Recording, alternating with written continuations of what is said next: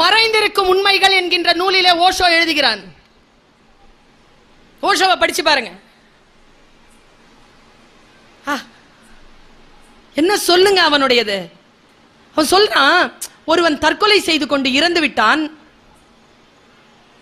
அவனை புதைத்து விட்டார்கள். நான் அந்த ஃபியூனரலுக்கு போயிட்டு வந்தேன், இறுதிச் சடங்கு ஈமச்சடங்குக்கு போயிட்டு வந்தேன். எனக்கு ஒரு சந்தேகம். ஓஷோ எழுதுகிறார், எனக்கு ஒரு சந்தேகம். அவன் அறையை பார்க்கிறேன், கோடுகளும் கருப்பும் சிவப்புமான கோடுகள் நிறைந்திருக்கிறது அவனுடைய அறை.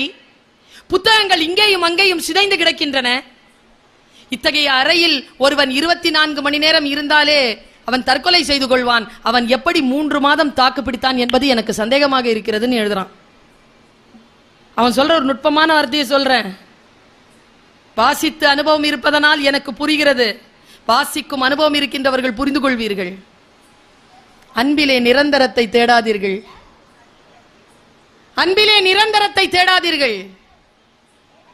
அது ஒரு மலர் போல் முழுமையாக மலர்கிறது. அந்த வினாடியை அனுபவித்துக் கொள்ளுங்கள். அதில் நிரந்தரத்தை தேட வேண்டும் என்றால் காகித பூக்களைத்தான் நாட வேண்டி வரும் என்று எழுதுறான். புத்தி கலண்டு போச்சுங்க எனக்கு. அவன் சொல்லுகின்ற வார்த்தை. ஓஷோ எல்லாம் ஓஷோ எனக்கு ஒரு புத்தகத்தை ரெக்கமெண்ட் பண்ணார்.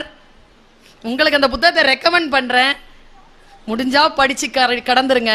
இந்த உலகத்திலேயே சிறந்த புத்தகங்கள் 10 புத்தகங்களை எடுத்துக்கொள் என்றால் அந்த 10 புத்தகங்களில் முதலாவதாக நான் ஒரு புத்தகத்தை எடுப்பேன்ங்கிறான் ஓஷோ. 8000 சொற்கள் தெரிந்தவன். நமக்கெல்லாம் எத்தனை சொற்கள் தெரியும்? சில 1000, சில 100. அதையே தான் திருப்பி திருப்பி பேசுகிறோம். அவன் 8000 சொற்களுக்கு உரியவன். நிறைய வாசிப்பு பழக்கம் கொண்டவர் ரஜினிஷ். அவர் அறிமுகம் செய்து நீ வாசித்துக்கொள் என்று தந்த புத்தகம் மிர்தாதின் புத்தகம், the book of Mirdad. What a பியூட்டிஃபுல்ங்கிறார் அவர். என்னே ஒரு அழகுங்கிறார். நான் படித்துக் கொண்டிருக்கிறேன். மிக ஆழமான புத்தகம். நம்மை அடுத்தடுத்த நான் ஒரு விஷயத்தை சொல்றேன், சொல்லுவதற்கு கடல் அளவு இருக்கிறது. அடுத்தாண்ட வந்தால் அழைத்தால் மீண்டும் வந்து மீதி இருப்பதை பேசுகிறேன். கடல் அளவு இருக்கிறது. இருக்கின்ற சிறு சிறு சொட்டுகளை ருசித்து பார்க்கிறதற்கு இல்லையா, அது அலாதியான். அவ்வளவுதான் நான் தெளித்திருக்கிறேன். வாசிக்கின்ற அனுபவம் பெறுங்கள். கீழே விழுந்துட்டு இருக்கிறவன் ஒருத்தன், கீழே பாம்பு கூட்டம் இருந்தது, மேல புலி நின்றுட்டு இருந்தது. அவன் பிடிச்சிட்டு இருந்ததே ஒரு பாம்பை தான். இருந்தாலும் அன்னார்ந்து பார்த்து ஐயோ நம்ம ஒரு தேன் சொட்டு நாக்கில் விழுந்த உடனே சூப்பர் நானா. அப்படி இருக்குங்க ஒரு புக்கு வாசிச்சா. சுற்றி இருக்கக்கூடிய 1000 பிரச்சனைகள். ஒருத்தர் கேட்டாரு, நான் யோகா செய்தால் சந்தோஷமாக இருப்பேனா? குருநாதர் சொன்னார், நீ யோகா செய்தால் உன்னை சுற்றி இருக்கின்றவர்கள் சந்தோஷமாக இருப்பார்கள்.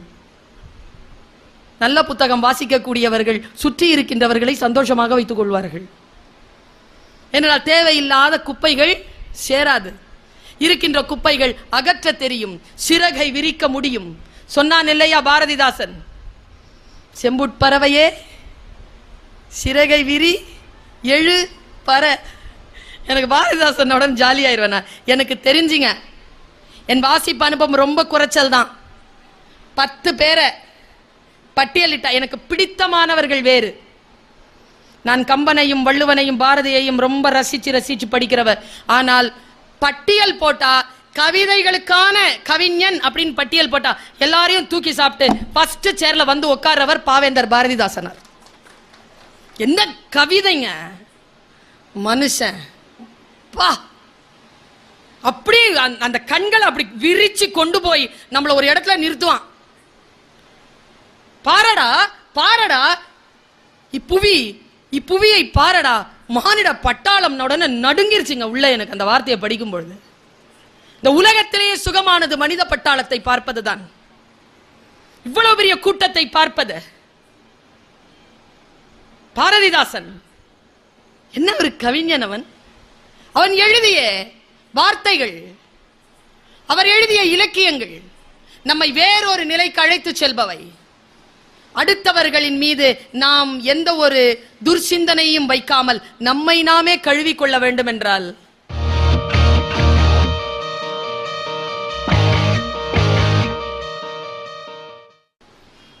நான் வாசிப்பை நேசிப்பவள். எதுவாக இருந்தாலும் ஒரு முறை வாசித்துக் கொண்டிருந்தேன், ஒரு புத்தகத்தை வாசித்துக் கொண்டிருந்தேன். எப்பவுமே ஒரு புத்தகத்தை முழுமையாக நாம் வாசித்து முடிப்பதில்லை. இந்த புக் ஃபேர்லாம் சென்னையிலலாம் இப்படி இருக்காதுங்க.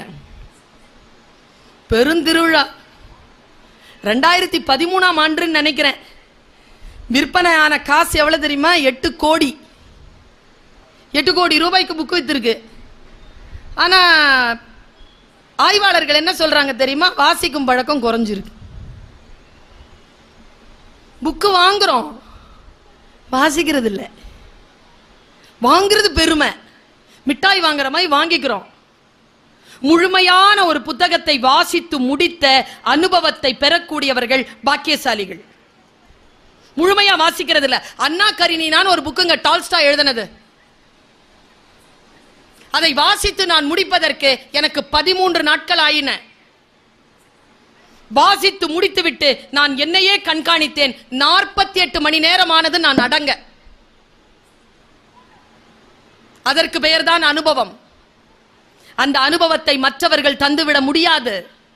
பலாப்பழம் எப்படி இருக்குன்னு சொல்லுங்க பாப்போம். சாப்பிட்டா எது சொன்னாலும் பலாப்பழம் சாப்பிடுவது போல் ஆகாது இல்லையா? அந்த ருசியை சொல்லிட முடியுமா? மாம்பழம் எப்படி இருக்கும் சொல்லிட முடியுமா?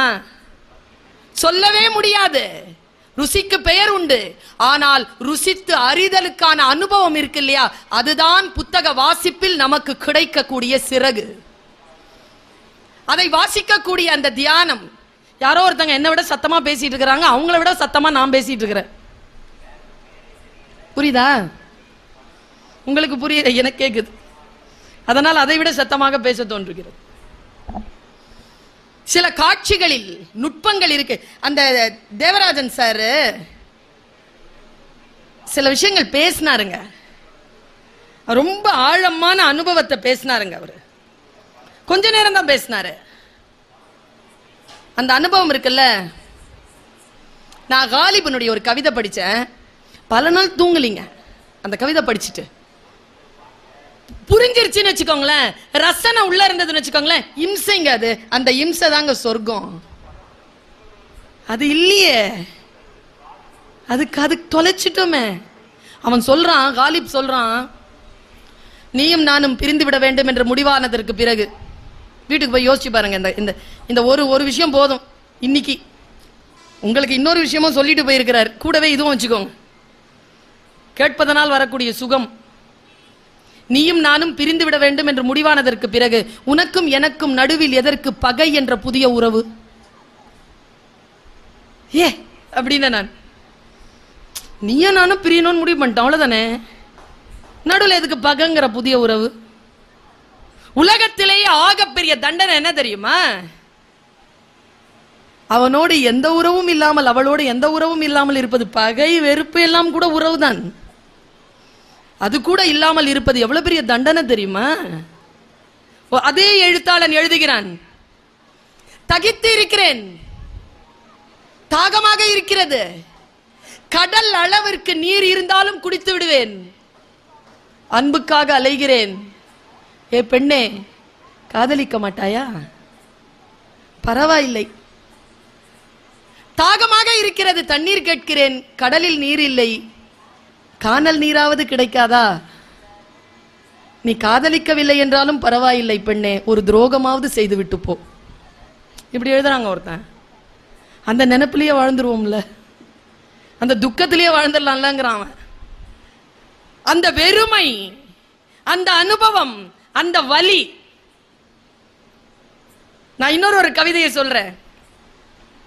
வாசிப்பதனால் கிடைக்கக்கூடிய பேரின்பம். ஒருத்தன் கவிதை எழுதுறான்னா அது அவனுக்கு இம்சைங்க. அதை வாசிச்சு நாம் அடையிற அந்த அனுபவம் இருக்குல்ல, அது அலாதி. அது நம்மில் பல பேர் பெறுவதே இல்லை.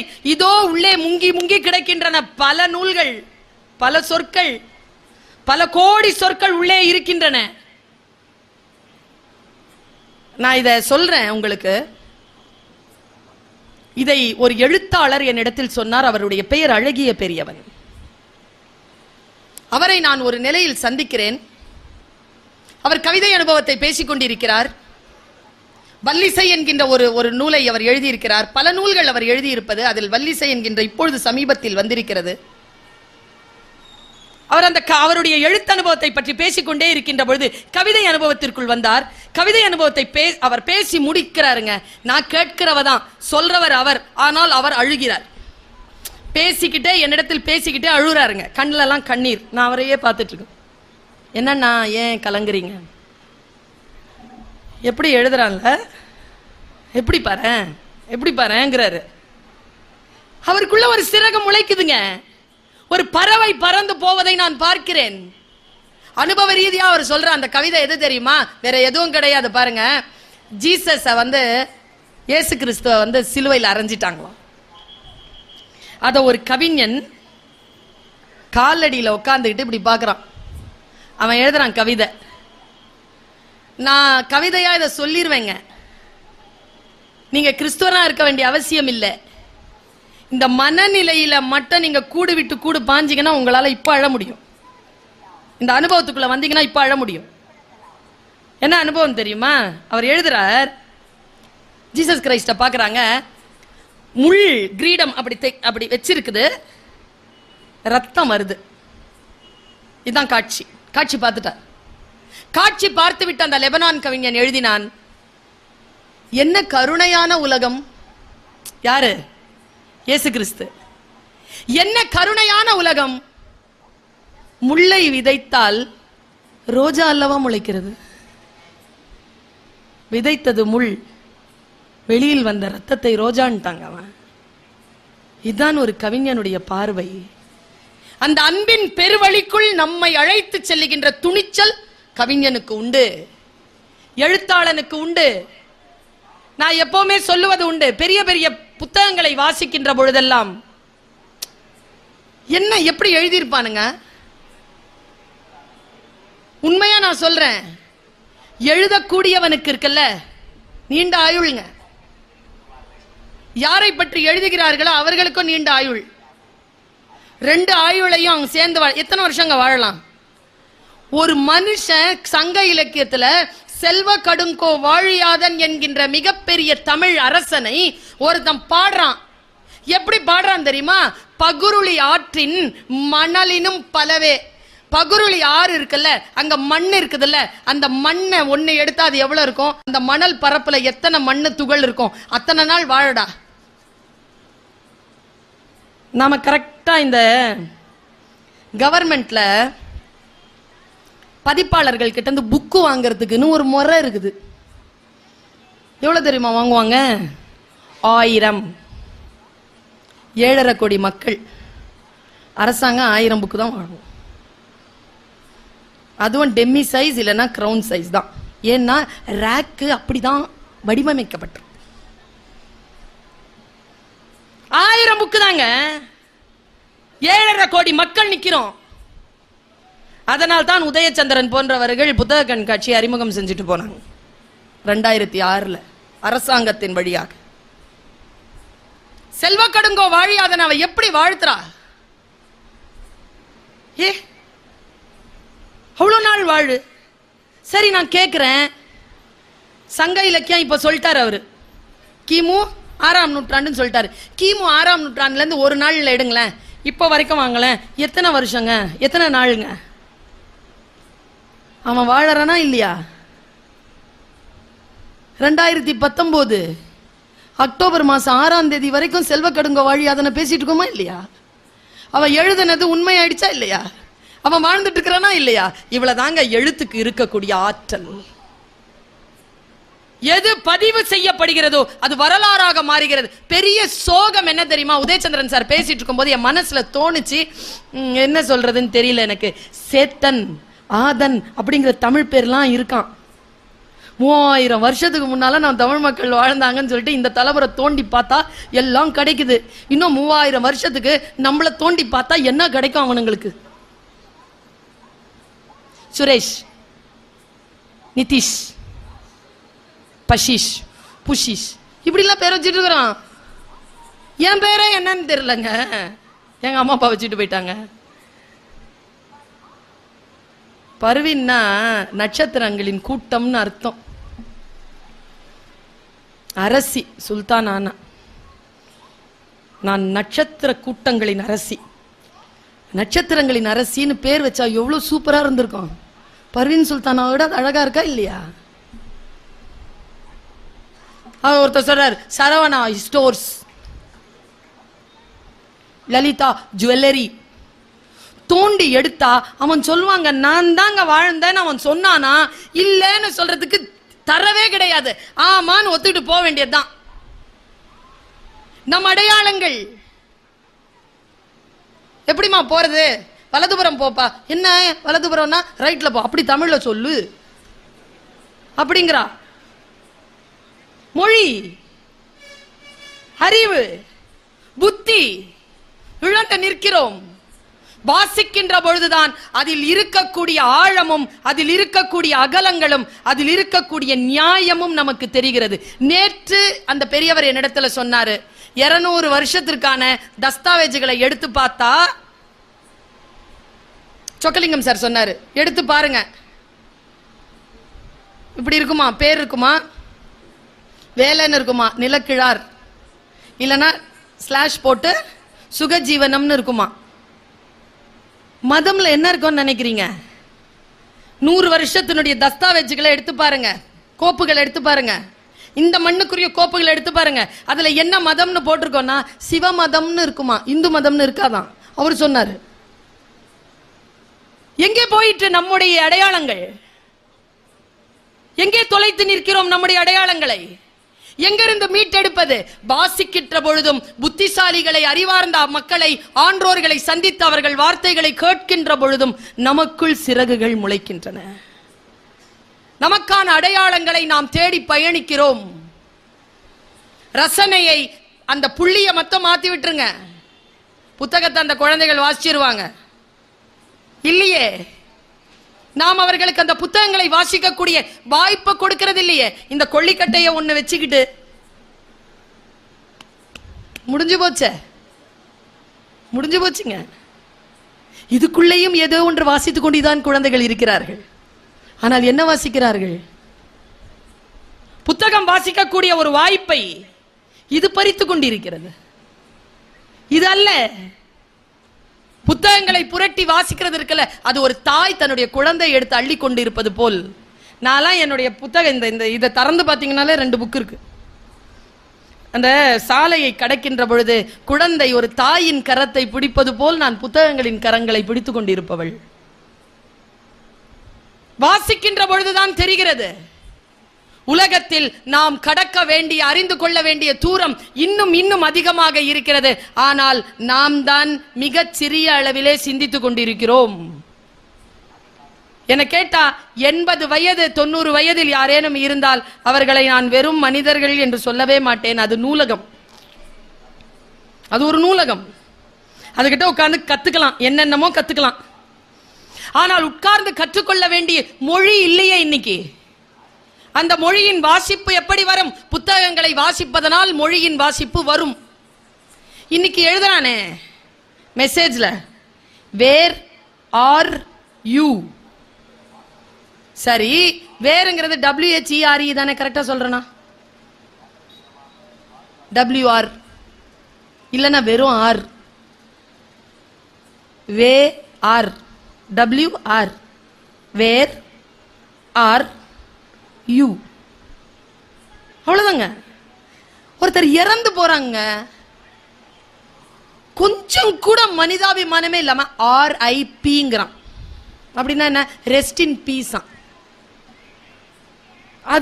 அத கூட மனசால சொல்ல தெரியலங்க. ரெஸ்ட் இன் பீஸ் நீ எழுத விரல் அருந்தா போவோம். அதை ஏன் RIPன்னு சுருக்கிற? மொழி இல்லையா? மொழியை முழுமையாக வாசிக்கணும் இல்லையா? முழுமையாக அறிந்து கொள்ள வேண்டும் இல்லையா? அது எவ்வளவு பெரிய பேரு! மனிதன் கண்டுபிடித்த ஆயுதங்களிலேயே அற்புதமான ஆயுதம் இல்லையா மொழி?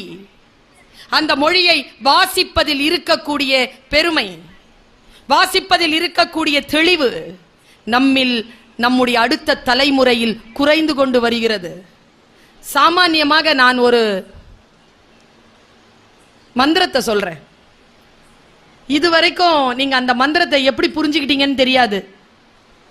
கேள்விப்பட்டிருப்போம், புரிந்து கொண்டு இருக்க மாட்டோம். நல்லா தெரிஞ்சுக்கோங்க, கல்வி என்பதும் வாசிப்பு என்பதும் ஒன்றை வாசிப்பதனால் இன்னொரு புத்தகத்தை இப்படித்தான் வாசிக்க வேண்டும் என்று புரியும். ஒத்த செருப்புன்னு ஒரு படம் வந்துச்சுங்க, வந்திருக்கு, இப்போ இருக்கு. அந்த படத்தை நான் பார்த்தேன். பார்த்துவிட்டு பார்த்திபன் அவர்களிடத்தில் பேசினேன்.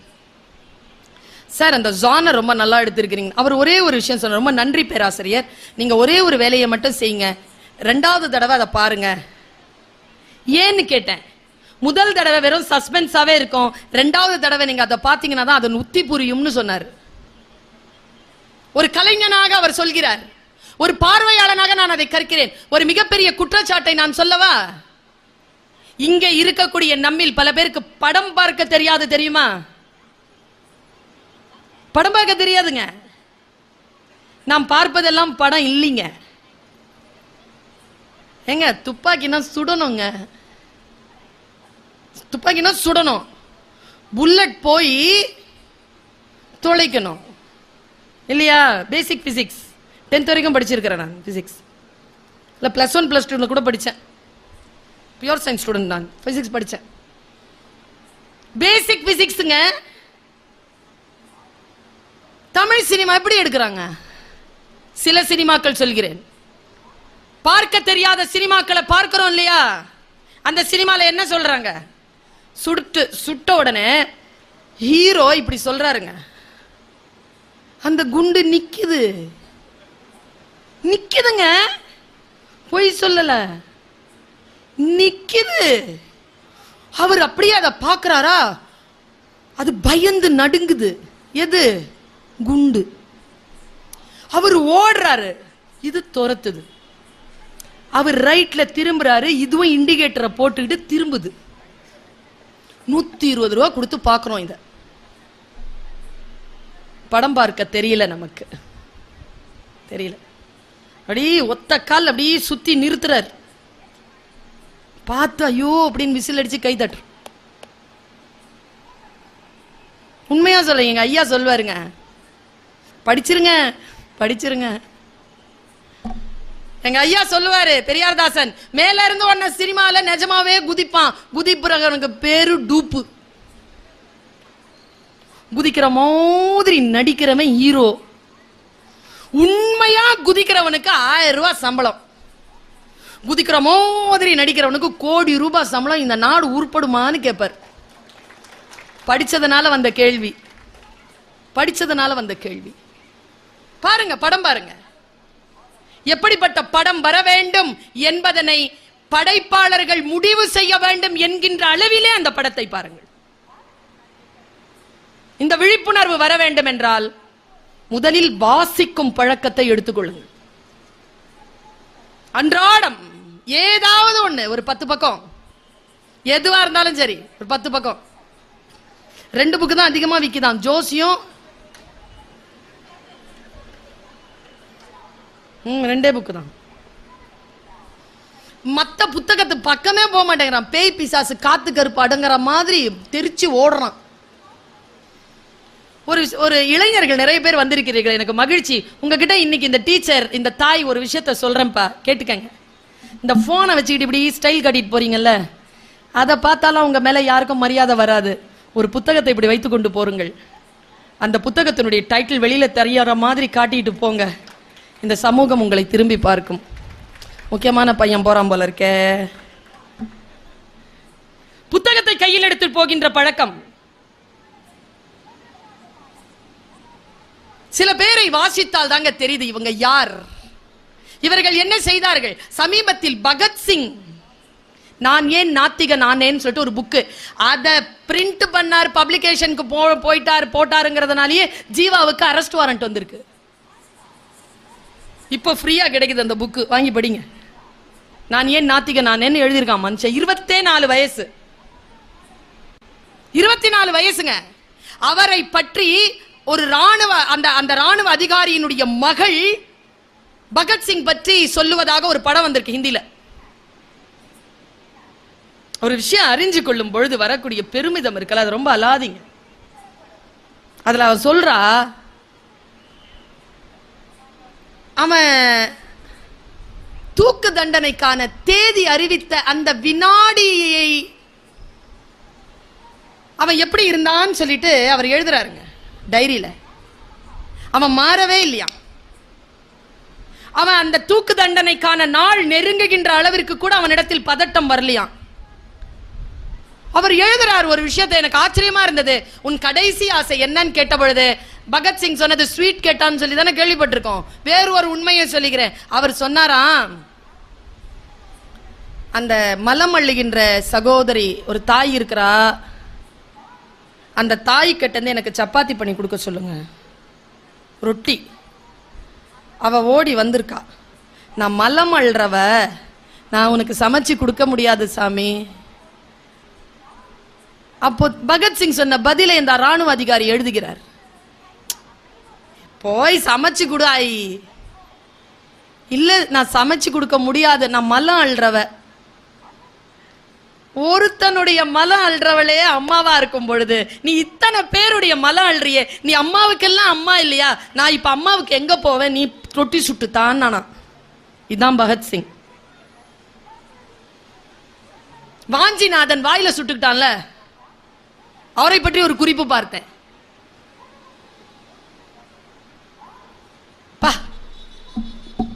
என்னங்க மனுஷன், பதறி ஓடும் பொழுது போலீஸ்ல மாட்டிக்கிட்டான், பதறி ஓடுறான். முன்னால 2 டாய்லெட் இருக்குது, லேடிஸ் டாய்லெட், ஜென்ஸ் டாய்லெட். பதட்டத்துல கூட லேடிஸ் டாய்லெட் குள்ள போலங்க அந்த வீரன், பார்த்து ஆண்கள் டாய்லெட் குள்ள போனான். அப்ப அவனுடைய ஜேப்ல வந்து பிளாட்ஃபார்ம் டிக்கெட் வாங்கிட்டு தான் போனான். இந்த குறிப்புகள்லாம் தாங்க அசைக்குது. யார் இவர்கள்? காலையில ஒரு குறிப்பு சொன்ன அந்த காலேஜ்ல திருப்பூர் குமரன் இறந்தார்ல, 22 வயசு. அவங்க வைஃபுக்கு அப்ப வயசு 12. அந்த அம்மா 96 வயசு வரைக்கும் வாழ்ந்திருக்கு. கொடுமை என்ன தெரியுமா? 96 வயசு வரைக்குமே குமரனுடைய விதவையாகவே வாழ்ந்திருக்கிறாள்.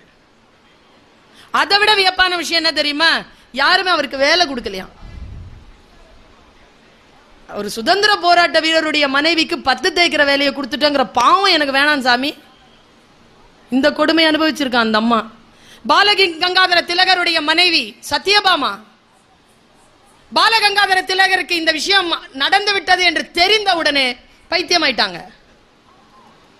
சில விஷயங்களை தெரிந்து கொள்ளுகின்ற பொழுது, உண்மையான சம்பவங்களாக அவை இருக்கின்ற பொழுது, ஏன் வ.உ.சி. ஐயா அவர்களுடைய சகோதரன் மீனாட்சி சுந்தரம் பிள்ளை, அவருக்கு இந்த தண்டனை, இரட்டை ஆயுள் தண்டனை கொடுத்தார்கள் என்று சொன்னவுடன் அவருடைய மனநலம் பாதிக்கப்படவில்லையா?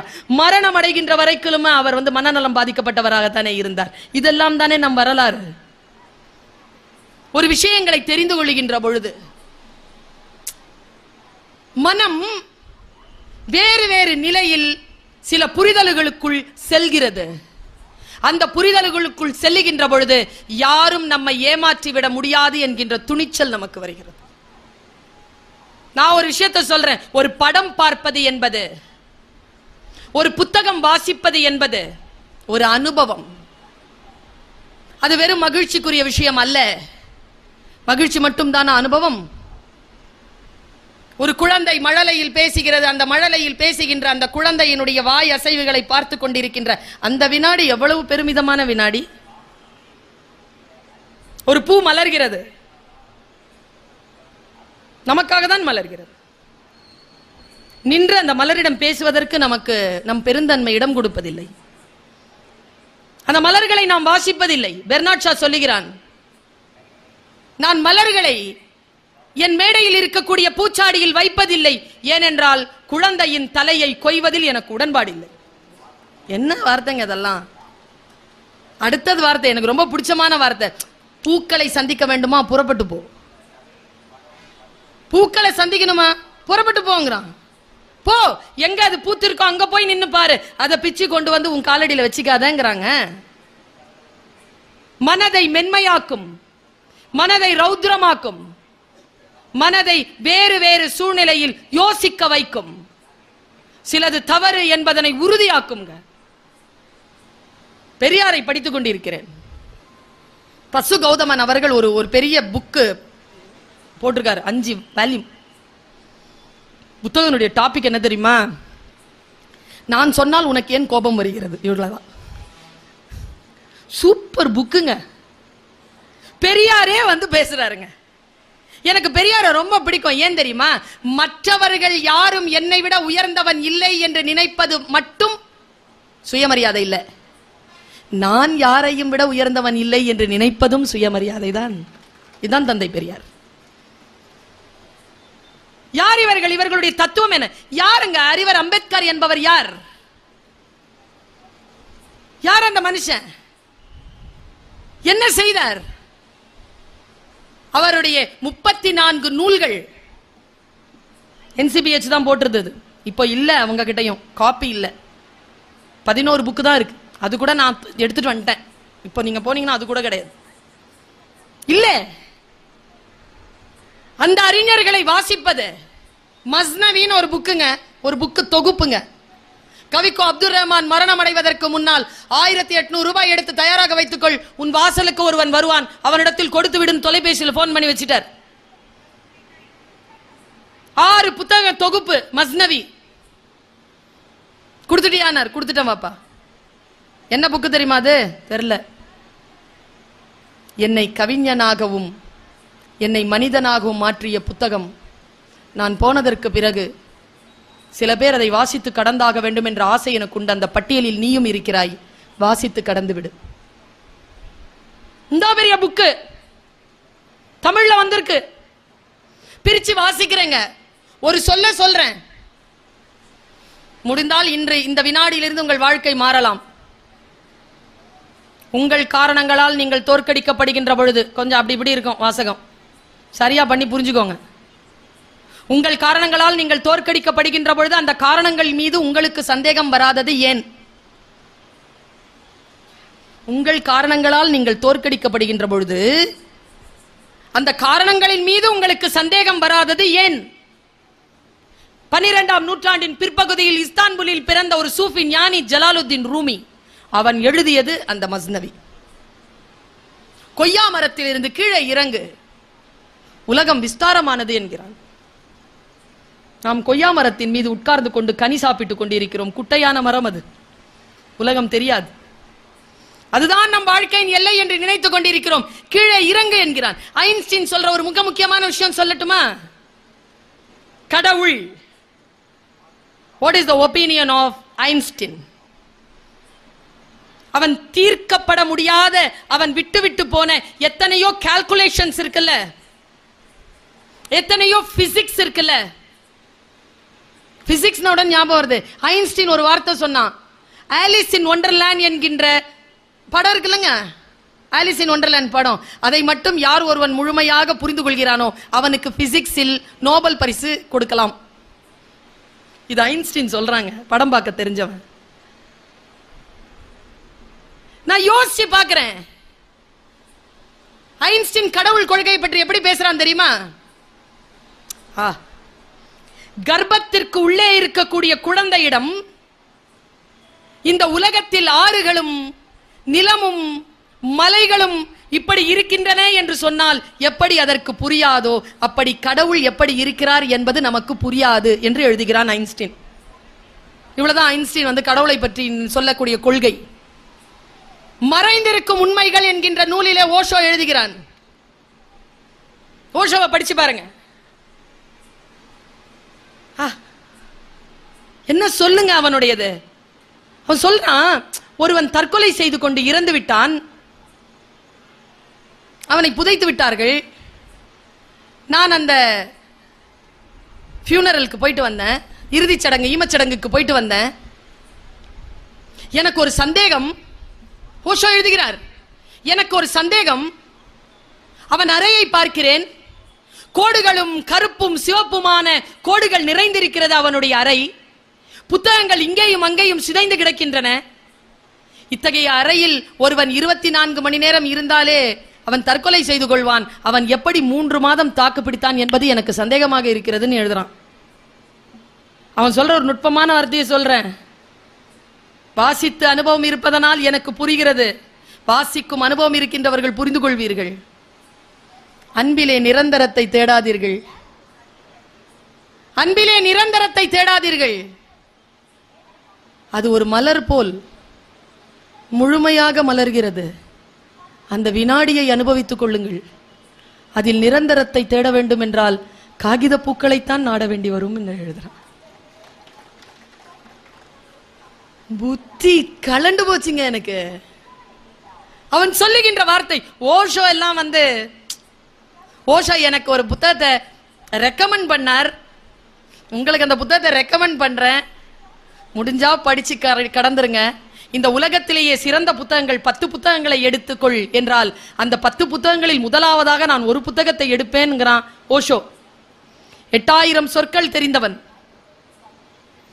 நமக்கெல்லாம் எத்தனை சொற்கள் தெரியும்? சில 1000, சில 100. அதையே தான் திருப்பி திருப்பி பேசுகிறோம். அவன் 8000 சொற்களுக்கு உரியவன். நிறைய வாசிப்பு பழக்கம் கொண்டவர் ரஜினிஷ். அவர் அறிமுகம் செய்து நீ வாசித்துக்கொள் என்று தந்த புத்தகம் மிர்தாதின் புத்தகம், the book of Mirdad. What a பியூட்டிஃபுல்ங்கிறார் அவர். என்னே ஒரு அழகுங்கிறார்.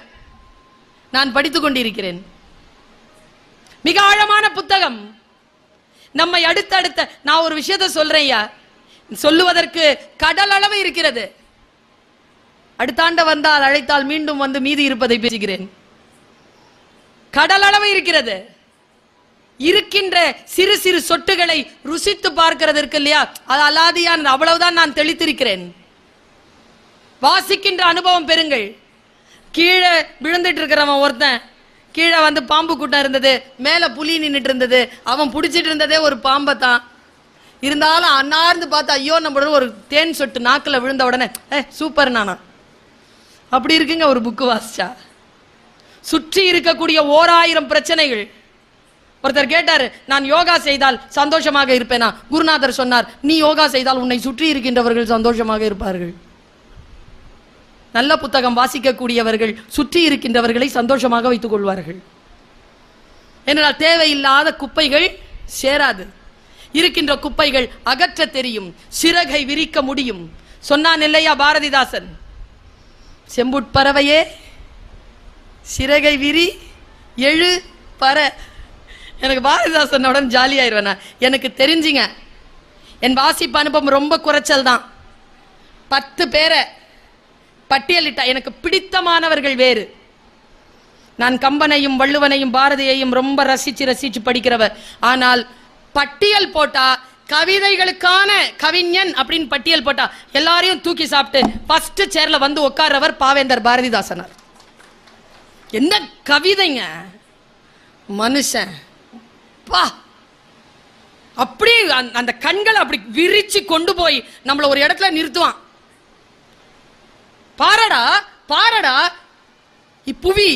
இப்புவியை பாரடா, மானிட பட்டாளம் உடனே நடுங்கிருச்சுங்க உள்ள. எனக்கு அந்த வார்த்தையை படிக்கும் பொழுது இந்த உலகத்திலேயே சுகமானது மனித பட்டாளத்தை பார்ப்பதுதான். இவ்வளவு பெரிய கூட்டத்தை பார்ப்பது. பாரதிதாசன் என்ன ஒரு கவிஞன். அவன் எழுதிய வார்த்தைகள், அவர் எழுதிய இலக்கியங்கள் நம்மை வேறொரு நிலைக்கு அழைத்து செல்பவை. அடுத்தவர்களின் மீது நாம் எந்த ஒரு துர்சிந்தனையும் வைக்காமல் நம்மை நாமே கழுவிக்கொள்ள வேண்டும் என்றால், ஒரே ஒரு கேள்வியை கேட்டு நான் போயிடுறேன். யாராவது சொல்ல முடியுமா மன தூய்மைனா என்னங்க? பெரியவங்க நிறைய பேர் இருக்கிறீங்கல்ல, சொல்லுங்களேன். மன தூய்மைனா என்ன? பட்டியல் தானே போடுவோம். ஒன்னுன்னு சொல்ல முடியாதுல்ல? ஒரு பாயிண்ட் சொல்ல முடியுமாங்க? மன தூய்மைக்கு ஒரு பாயிண்ட் சொல்ல முடியுமா? சொல்ல முடியாதுங்க. 10 பாயிண்ட் சொல்லணும் மன தூய்மைனா. ஒரு புத்தகத்தை வாசித்தேன் மன தூய்மைங்கிறதுக்கு, அப்படி எனக்கு விளக்கம் கொடுத்துட்டு போயிருச்சு அந்த புக்கு. எந்த மனம் அமைதியாக இருக்கிறதோ அது தூய்மையாக இருக்கிறதுன்னு அர்த்தம். அது ஒரு நிலை. அமைதியா இருந்தா அது ரொம்ப கிளீனா இருக்குன்னு அர்த்தம். சைலண்டா இருந்தா, எந்த சிந்தனை இல்லாம சைலண்டா வச்சிருக்கிறோமா? அடிச்சான் பாருங்க ஒரு ஆளு, உடம்பு அசைச்சு பழக்கணுமா, மனசை அசைக்காம பழக்கணுமா? இந்த ரெண்டுத்துக்கும் அதான் வித்தியாசம். என்ன கேட்டா ஸ்போர்ட்ஸ் ஒரு ஓட்டப்பந்தயத்தில் இருக்கும் பொழுதும் ஒரு கால்பந்தாட்டத்தில் இருக்கின்ற பொழுதும் ஒரு கிரிக்கெட்ல இருக்கும் பொழுதும் 100% இல்லைன்னா நம்ம ஆட்டத்தில் இருக்க முடியாது. அப்படி ஒரு புத்தகம் வாசிக்கின்ற பொழுது 100% இல்லை என்றால் அந்த புத்தகத்தை வாசிக்க முடியாது. நம்மை ஒருநிலைப்படுத்துகின்ற தியானம் புத்தகங்களினால் வாய்ப்பதனால் புத்தகங்களை வாசிப்போம், புத்தகங்களை நேசிப்போம். புத்தகம் என்கின்ற இறகுகளை எடுத்து நம் செட்டையில் பொருத்தி கொண்டு அதை சிறகுகளாக மாற்றி உயர உயர பறப்போம். வாழ்க்கையில்